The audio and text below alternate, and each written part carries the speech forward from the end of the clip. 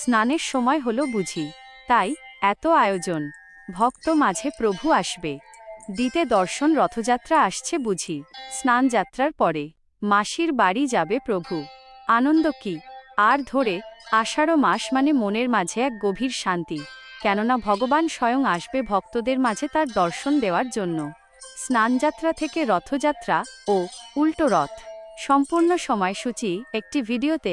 কবে পড়ছে এই বছর স্নানযাত্রা, কবে পালিত হবে রথযাত্রা, ফিরা রথ বা বাহুড়া যাত্রা এই বা কবে, জেনে নিন পঞ্জিকা অনুসারে সম্পূর্ণ সময়সূচি। পুরীর শ্রীক্ষেত্রে প্রতি বছর জ্যৈষ্ঠ পূর্ণিমার পবিত্র তিথিতে শুরু হয় ভগবান জগন্নাথ দেবের পূর্ণ আবির্ভাব তিথি বা স্নানযাত্রা।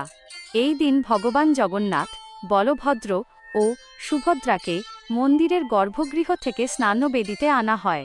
শাস্ত্রবিধি অনুযায়ী 108টি সোনার কলসের পবিত্র জল দিয়ে তাঁদের মহাস্নান করানো হয়। হাজার হাজার ভক্ত এই বিরল দর্শনের জন্য অপেক্ষা করে থাকেন।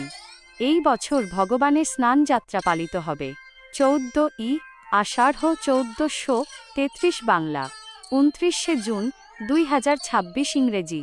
সোমবার পূর্ণিমা তিথি শুরু হবে 13ই আষাঢ় 1433 বাংলা, 28শে জুন 2026 ইংরেজি। রবিবার রাত্রি 2টা 47 মিনিটে পূর্ণিমা তিথি শেষ হবে 14ই আষাঢ় 1433 বাংলা, 29শে জুন 2026 ইংরেজি। সোমবার শেষ রাত্রি 4টা 48 মিনিটে।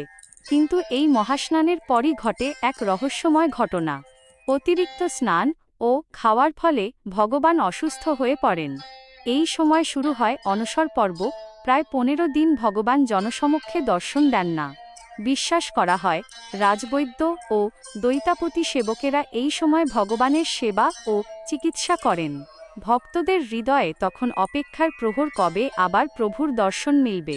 ভগবান নতুন রূপে ভক্তদের সামনে আবির্ভূত হন, যেন অসুস্থতা কাটিয়ে আবার আনন্দে ভরে উঠেছেন তিনি। এই দর্শনের পরই শুরু হয় বছরের সবচেয়ে প্রতীক্ষিত উৎসব রথযাত্রা। আষাঢ় শুক্লা দ্বিতীয়া তিথিতে 3টি বিশাল রথে আরোহণ করেন ভগবান জগন্নাথ, বলভদ্র ও সুভদ্রা। লক্ষ লক্ষ ভক্ত রথের দড়ি টানার জন্য ব্যাকুল হয়ে ওঠেন।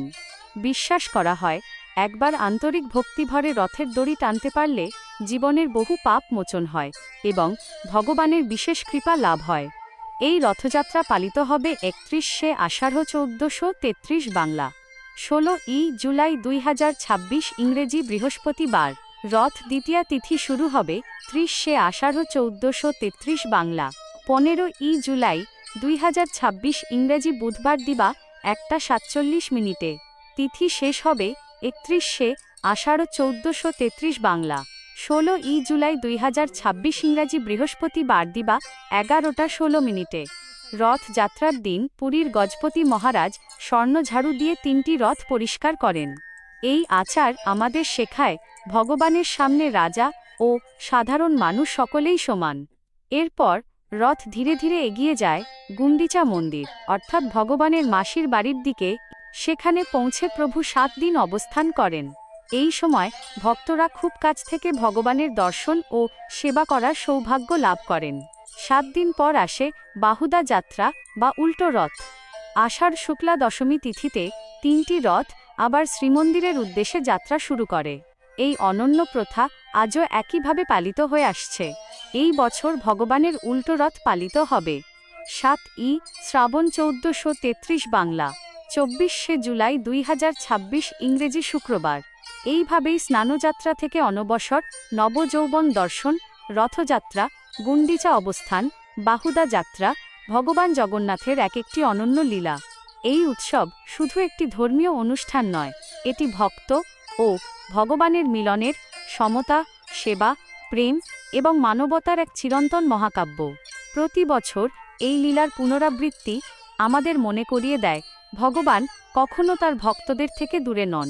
তিনি নিজেই রথে চড়ে তাদের কাছে আসেন, তাদের আশীর্বাদ করেন এবং আবার নিজের ধামে ফিরে যান, রেখে যান অনন্ত ভক্তি ও আনন্দের অমলিন স্মৃতি।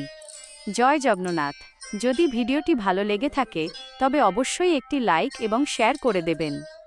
সনাতন ধর্মের এমন আরও সুন্দর সুন্দর ভিডিও পেতে আমাদের চ্যানেলটি সাবস্ক্রাইব করতে একদম ভুলবেন না। কমেন্ট বক্সে অবশ্যই জয় জগন্নাথ লিখে আপনার মূল্যবান মতামত আমাদের জানাবেন। সবাই ভালো থাকুন, সুস্থ থাকুন। ধন্যবাদ। হরে কৃষ্ণ।